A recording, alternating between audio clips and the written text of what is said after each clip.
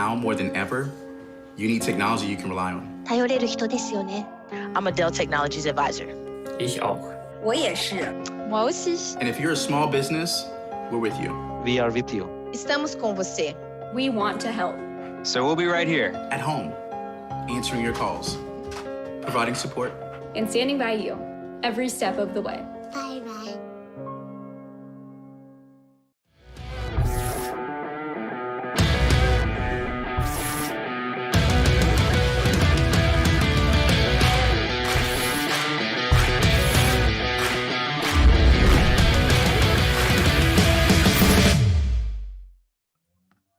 Good morning, everyone.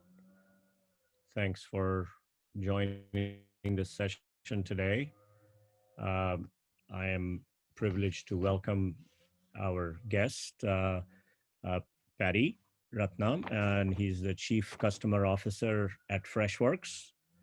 And he just recently joined the company with an acquisition of his own startup. So he's been an entrepreneur, has a lot of arrows in his back from various startups that he has done, and very successful in all of his works. So we are waiting to hear from him, his journey and how and why he joined FreshWorks. So without any further ado, let me welcome Paddy. Thanks, Paul. It's a pleasure to be here to present at TiEcon. Not only do I have arrows on my back, I have a lot of arrows in the front as well in terms of the scars I have in doing a startup, working with startups. And so today what I thought is I will share my journey as well as just take you through some perspectives that I have of how to build a customer-centric approach from startup to scale up, if you will, right? So if you will, can I share my screen and get started? Yes, please. Yes, thanks.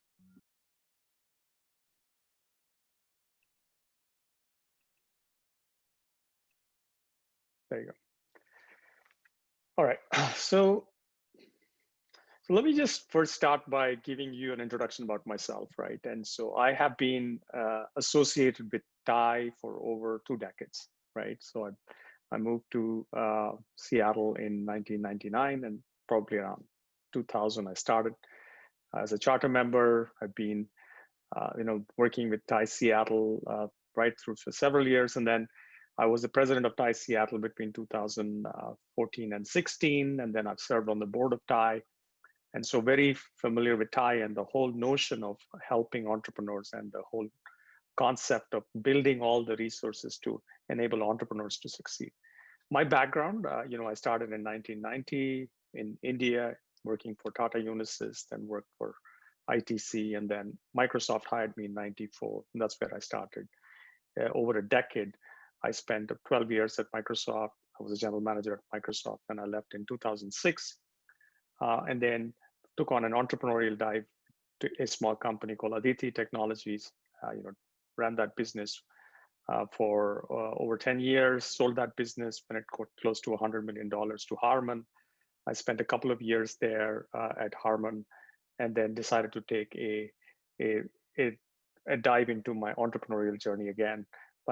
I founded a startup called AnswerIQ, which was essentially around AI for customer service. I raised a Series A, and then 2.5 years later, I came across this incredible opportunity with this company that I work for called FreshWorks, where I'm currently the Chief Customer Officer, and essentially it's an amazing story of growth and scale.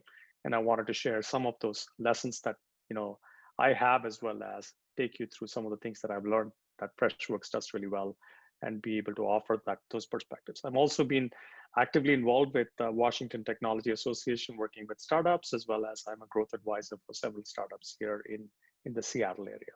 So that's my background. So what I thought I'll do today is just give you some of my experiences and really share what it takes for a startup to go from a seed to Series A to Series B or what have you. So just to give you an introduction about FreshWorks first, FreshWorks creates a suite of business applications, targeted for sales and marketing, targeted at customer experience and support, and IT and employee experience. And so essentially we have a a business where we essentially enable every company to go out and create customers for life.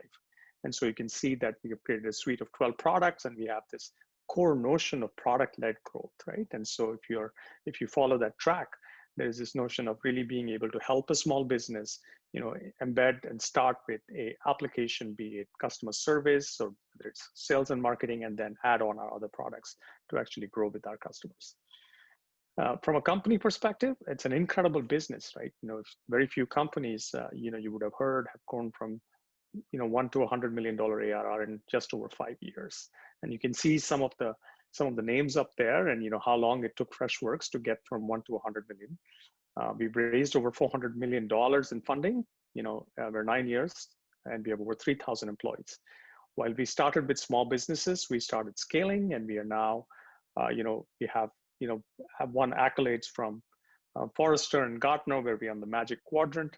And essentially, it's an insane growth story of a small business that was, that's a startup that was started in Chennai and now headquartered in San Mateo, and the kind of growth that we have seen here. But let's put the story back to, why I'm here and why I'm here to talk to entrepreneurs, right? I think the first things first, whether I'm reviewing a business plan from an entrepreneur or when I did my startup, I had to solve for some core problems, right? And so I'm assuming that these problems have been solved before, which is, what's the core product or service? What's the pain point? What's the addressable market?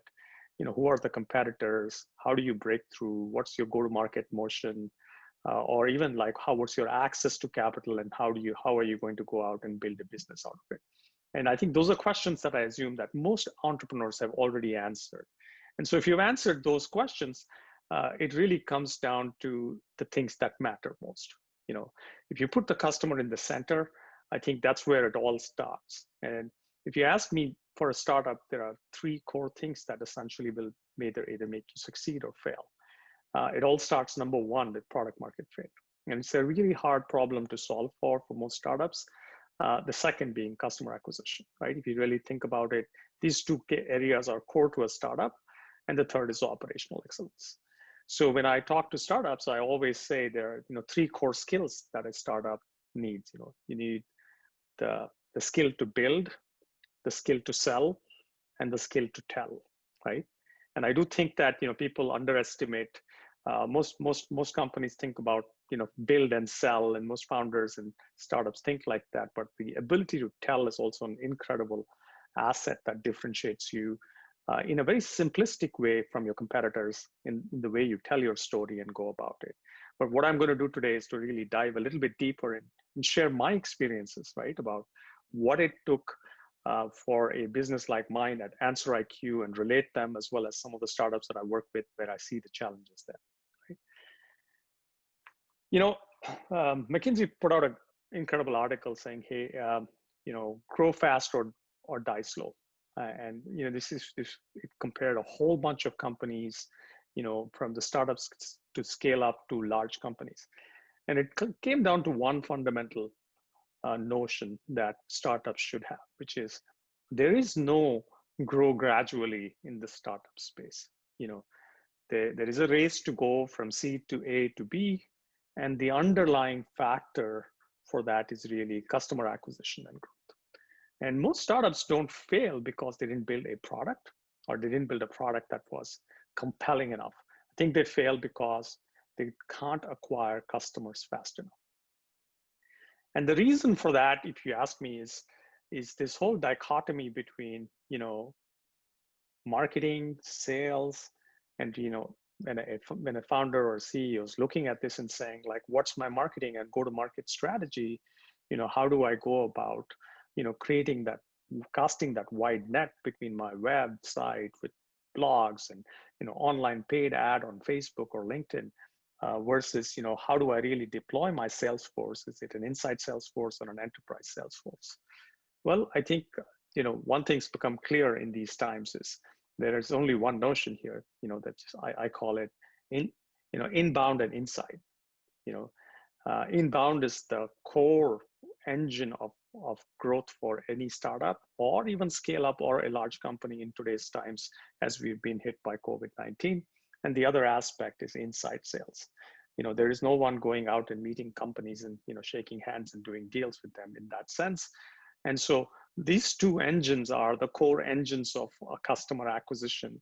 And essentially, as a startup or as a founder, you got to start, or a CEO, you got to think about, how do I really bring these two assets in a simplistic way, with just not bringing the humans or the people together, as your VP of marketing or VP of sales, but really also the digital infrastructure that stitches together the notions of inbound and inside sales and seamlessly takes a contact that comes onto your website all the way to a lead, to a prospect, to a lead, to close, right?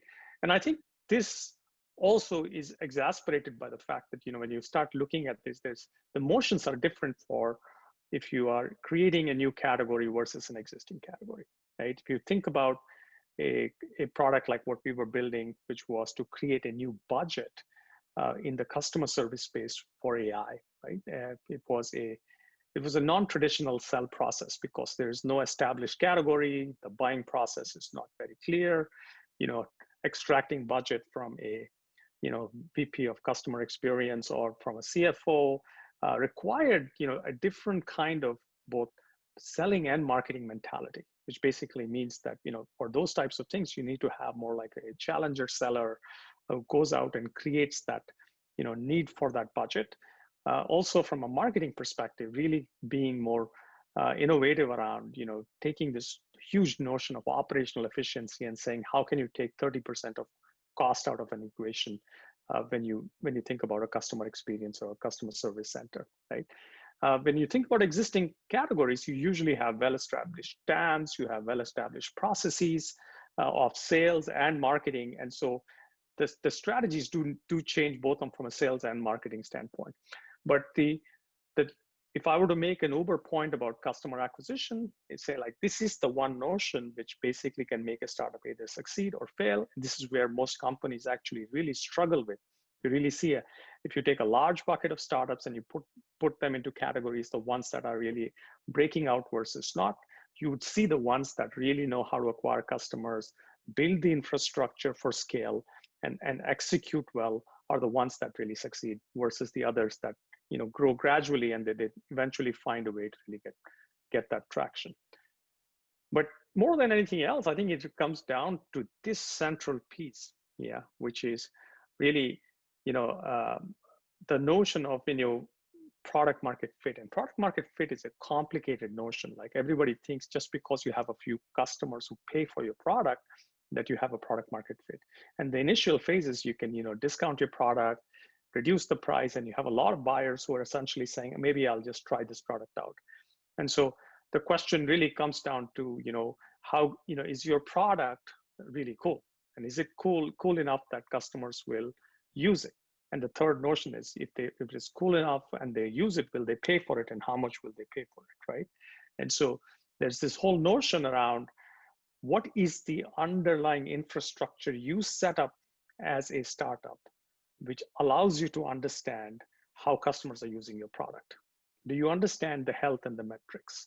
Do you understand the features of the promise of your software versus what customers are using today? What is that gap? And I think this whole notion of really being able to understand product market fit is the one where essentially a lot of companies end up finding themselves being siloed in terms of having a really nice feature versus a product that really fits the market. And so if you were to put the customer in the center and really engage in a way and build the infrastructure that captures the feedback in real time, understands your bug and feature request, understand the health and usage and metrics, essentially will help you succeed in this space. And so a big part of where I see startups either like fail or succeed really happens in this space, which is really being able to establish a good product market fit. And it's a really, really challenging problem from that perspective. And finally, I think the third aspect is, as you start to scale, the whole notion of operational excellence, which is to say, how do you really onboard employees at scale? And in today's world, in a remote world, right? How do you build systems and processes that essentially enable, the ability to access, approvals and and build the kinds of systems for employees to really get onboarded and engage with you, and automating these processes, right, in a friction-free way. And this is important because there's always a role that somebody in a startup plays to really do this well, because it's not about the first 10 employees. It's about when you grow from 10 to 50 and 50 to 100, if you don't have that infrastructure essentially that enables you to be operationally excellent, you will eventually find yourself not being able to scale. And so even though you do the first two pieces well, if you do not build this in your infrastructure, I think you'll find yourself in a tough place from that perspective. I want to take a couple of slides just to take you through, what our perspectives are, both from a FreshWorks perspective as well as what I think is, today, if you are a startup, there's thousands of SaaS applications being thrown at you, right? We probably at FreshWorks probably use like 100 plus or maybe 200 plus SaaS applications, right? And the reason is the world in each dimension of the function that you operate is super complicated. And so if you're in sales, there's the CRM software, there's sales intelligence software, contact intelligence software, there's territory management, there's quota management. In the marketing world, there's whole thing around, the marketing automation piece and, email management as separate. And then you start thinking about, social monitoring. And so I can go on and on about how every piece of your business really starts becoming more and more siloed with different sets of applications that you're trying to stitch together, right? And so it gets even more complicated when you go on the customer experience or on the financial side where you see different things. And if I were to add another layer of complexity on top of that, it's channels, right? It's just not this, but hey, your customers, your vendors, your partners are interacting with you across email, phone, social, conversational channels like chat. And how do you really provide a experience and have an understanding of how your customers are working with you, how your business is operating as such, right? And I do think that is one problem at FreshWorks we are now committed to solve. We're really taking this notion of bringing sales, marketing, and a CDP type of a platform together and enabling that in a very simplistic way that gives you a single context from a 360-degree view of every interaction. So, a salesperson being able to open a customer's record and see how many days of outstandings, if they have an accounts receivable, also see what kind of customer service issues or what kind of tickets they raised with the engineering team in terms of the bugs or feature requests, and vice versa, a financial person being able to see the same from looking at a customer record. And I think solving for that is going to be super exciting because as you think about it, all of these today are siloed applications, and you take, like I said in the previous slide, you take hundreds of SaaS applications and try and stitch together. We're super excited that, we have the opportunity to solve for something like that in our marketing and our sales suite that will eventually come together. So if you really think about what our proposition for startups is, across these three dimensions, from the customer acquisition side, we have brought together, our CRM software, our Fresh Marketer software. We have a engagement software called Fresh Chat, which is a conversational channel, and essentially gives you a unified way of thinking about everyone who comes in from a visitor all the way to a sales lead to closure and continuous engagement of that you can essentially do using our Fresh Sales and Fresh Marketer product. From a product market fit perspective, we have a customer engagement suite, an omnichannel customer engagement suite called Fresh Desk, which essentially allows you to do your ticketing, allows you to do the conversational experiences with your customers, as well as if you have to call the customer, we have a Fresh Caller product.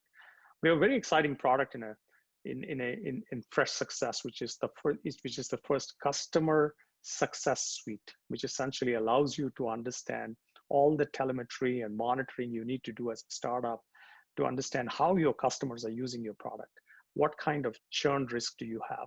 What's your risk? What's your propensity to upsell and buy new products? And so we packaged that in our product market fit suite, if you will. And then the third suite we have is the operational excellence suite, which is really about bringing together our IT and employee engagement structure, infrastructure, which is we have Fresh Service, which is an ITSM or a service management product for onboarding employees and for IT.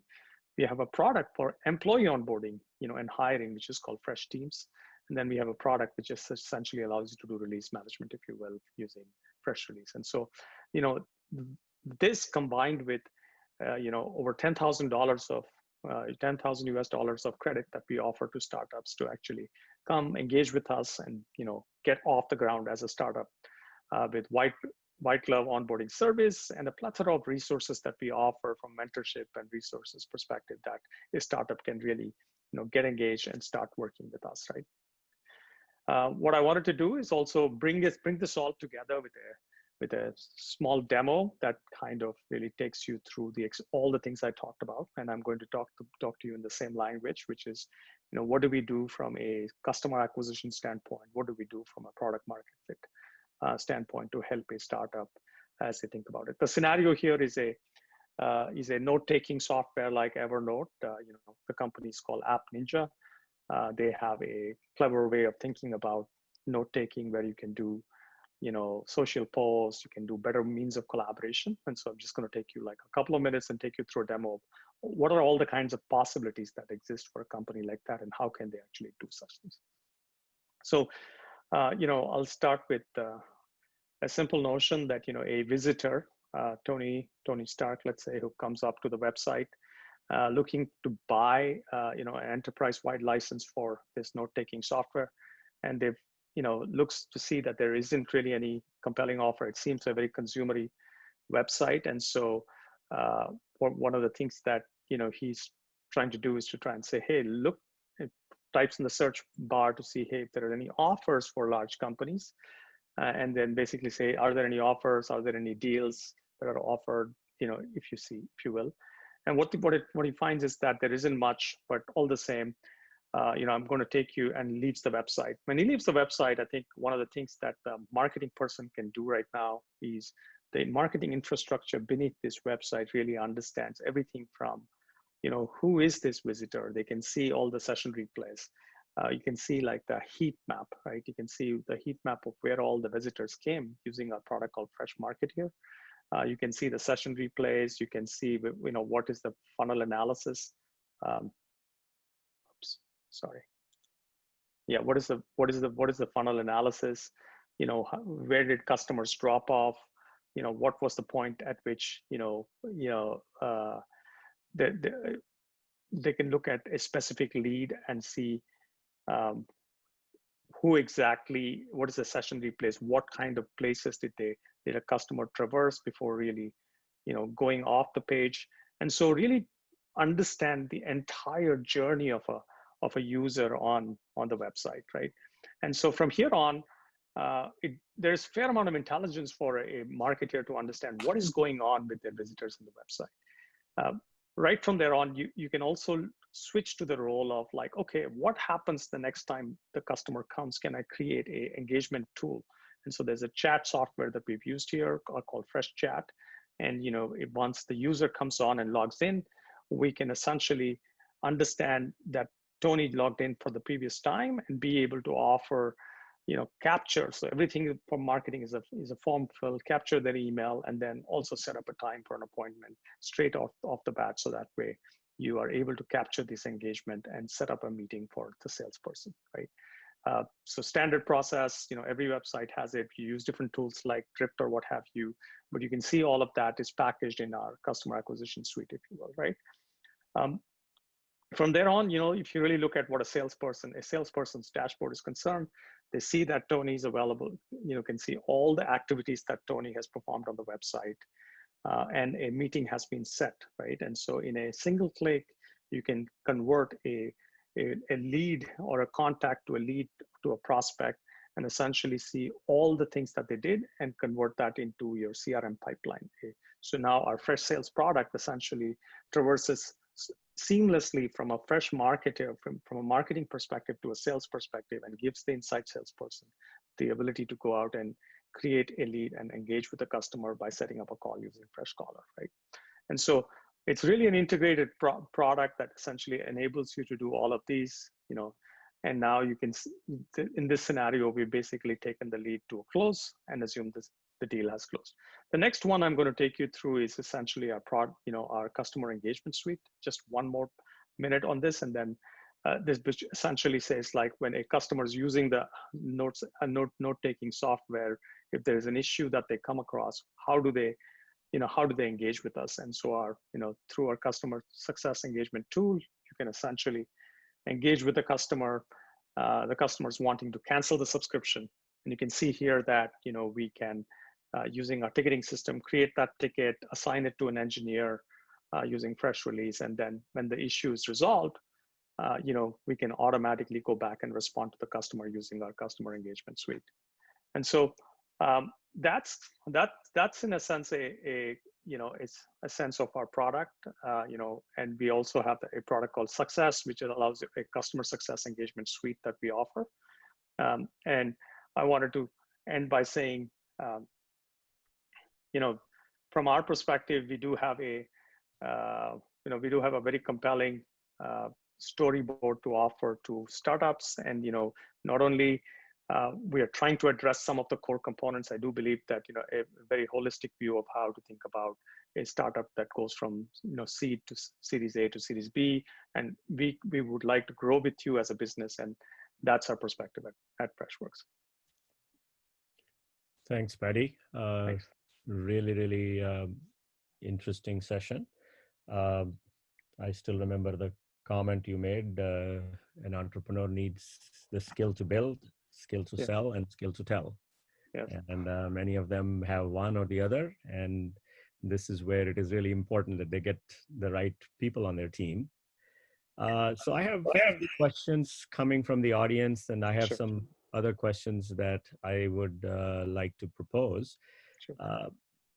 So I think on your career, you come from the AI and customer service into this industry, and in Silicon Valley parlance, AI is considered this holy grail that everybody just wants to hang on to.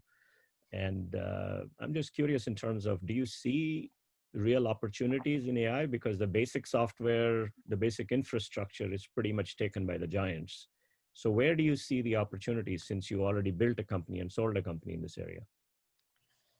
So it's a very good question, Paul. I think because this is the buzzword for several years, and everybody goes out. I do think that a lot of that is commoditized, right? And so more and more of the AI is moving to the systems of record, right? And so if you start thinking about the giant companies and the applications that they offer, the expectation of the customer today is that they will offer the add-on to essentially provide the intelligence. So today, when you see CRM software, lead scoring, contact scoring, those have become very standard categories in the CRM side, right? Sales and marketing. And so you're going to see more and more of that, where these core platform companies will actually expand their capabilities. However, the notion, if you really have an end-to-end process where you can solve for, and you have tremendous efficiencies to offer, I think the AI companies will really stand out. The harder problems are around data, governance, privacy. I think there's all of these things. Anytime you have to stitch and pull data out of a system, work on it and then send it back into another system, those are the harder areas in AI where one has to solve for, especially in this world with all of these compliance nuances that one has to deal with. So, it's we know that there are many companies where the acquisition occurs by a principal from US company buying an Indian company. I think in your case, it happened the other way. Mm-hmm. So is this a trend? Is this something we should be looking at? And what are your thoughts about that? And how was that process? So that's a really good question. So, at the point of time when I was trying to raise my Series B, and there were two things I was looking for. One was to really read the tea leaves and see what the future of a pure play AI in customer service looks like, 3 to 5 years from now.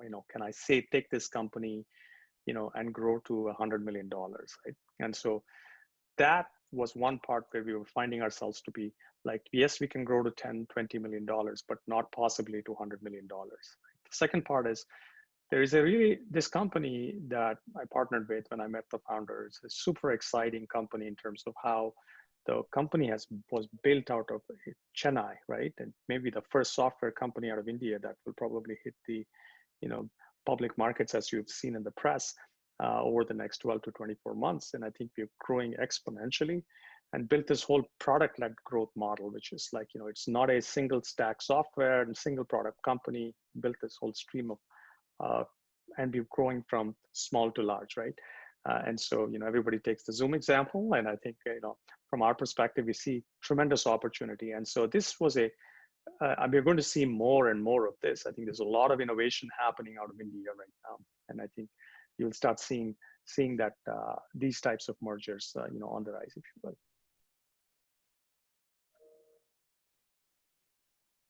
So I think, it looks like, I've been in marketing for a good part of my professional career and still working as a CMO at an enterprise software company. And, we end up with what I call a Lego block of software. So, all of the software you showed, we probably have 10 to 15 vendors whose products we kind of end up assembling, if you might. And so my question to you is that really the big value from using your software, or how do you see the differentiation for you guys, considering you're competing with the big giants? Yeah, so there's two or three pieces to this. The first piece is the simplicity, and because we're entering an established large TAM, right? And there are established players in this marketplace. And so when we start thinking about our growth from the small and medium-sized business, we start with this notion of simplicity, ease of use, and a design philosophy that enables our customers to easily adopt our software. The second notion is, trying to solve for this problem not in a siloed way. Right? Think about the small business and the mid-sized business, and think about the entirety of the processes that are there, and how do you stitch them together in a simplistic fashion to enable that comprehensive nature, rather than having to take single stack of software for each task or use case that you have. So I think these two notions really play to our advantage, and I think it's and that's one of the things that you're going to see more on the customer experience side, the employee engagement side, as well as on the whole notion of sales and marketing. Interesting. So there are a couple of questions from the audience. One of the question is that, what does your customer acquisition cost look like? Because you said companies, couldn't acquire customers fast enough, and sometimes companies acquire customers fast enough, but they burn through too much cash in doing so. So where are you guys on that scale, and how do you, look at that as a startup? Sure. So it all comes down, like I said, inbound is a, figuring out your inbound strategy is core.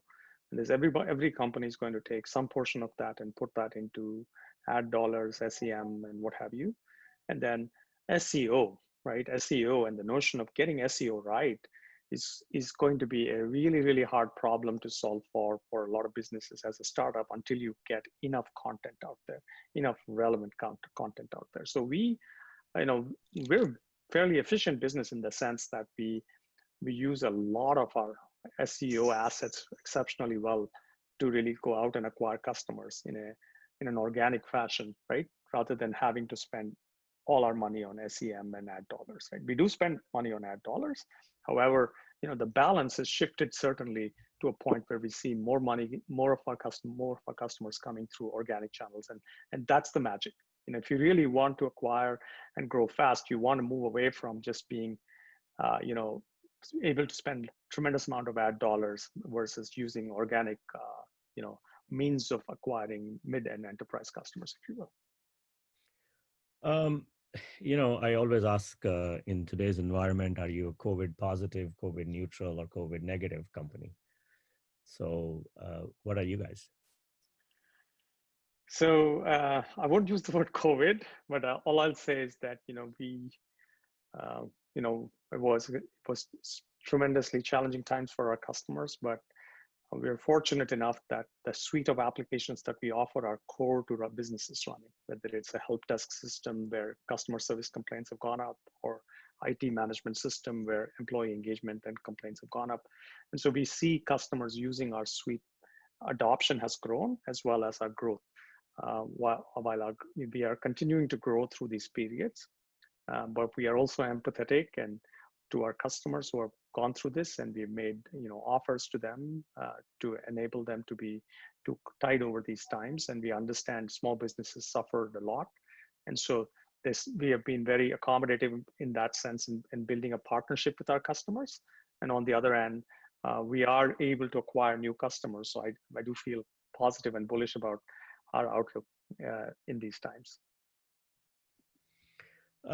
So I think a few more questions before we end the session. One of the questions from the audience is, hey, which is a very common question from most entrepreneurs, and I think both of us have been through that, and we get this question a lot. So I'll ask you, it's, how do you scale when funds are not really available? Yeah. So the most important thing for startups is capital, right? Without capital, there's no startup. And I think you really have to start thinking about a founder is wearing multiple hats, right? And so you have to understand, what hat are you wearing, right? And there's always a customer. There's always a few customers out there. If you have the ability to convince them, if you have the product that is offering the value, the ability to get a customer to pay for a pilot, to pay for adopting using your software is going to be the critical aspect of it. So I do think that, access to capital is tremendous right now, more than ever. It's more than it's ever been for a long time. Despite COVID and all the times that we're going through, when I looked at startup conferences across the world, it's still on the growth. Venture money is out there. The question of who gets it, and it's really about, as a startup founder or an entrepreneur, it's your pizzazz, your storyboard, your chemistry, your ability to go and sell and tell the story well to your investor is going to be the one that really makes you succeed. And so while times are tough, you need to really wear multiple hats.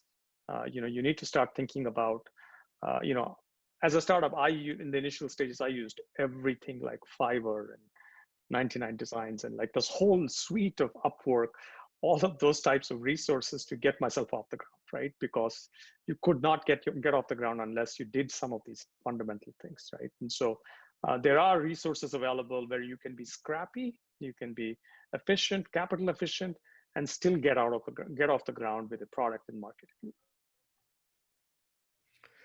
Yeah, I think you're absolutely right. The times have changed. There is so much available for someone who is creative enough. And, yes, I know everything takes time in an entrepreneur's journey. And as I always say, entrepreneurs' time is free, right or wrong. But unfortunately, that's the case and your time is sort of unlimited. In the beginning stages, there's more demand on your time to do the right thing for your company. And once it gets to a certain stage, then you have to switch to changing your role to being not so much hands-on to how quickly do you shed those roles. And that's another challenge that most of the entrepreneurs face in the second phase. And I don't think we have time to talk about that. So any parting thoughts before we end this session? I think I'm a big supporter of TiE, and I think that what TiE does for entrepreneurs is absolutely incredible, right?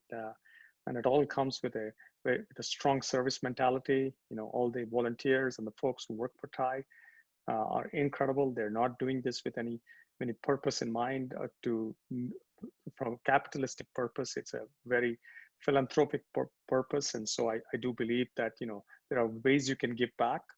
There are people who give in charities, and then this is about really giving their time to help entrepreneurs. And so I'm a big fan of TiE, and I really appreciate what TiE does for entrepreneurs, and it's an incredible story. So thank you. Thank you very much. I think this is, there are so many volunteers working on putting together even this half-day event, which people don't really usually realize and how much time they put in. So yeah, thank you. And thanks a lot. And we'll talk to you later. Absolutely. Yes. Thank you. Thank you. Bye-bye.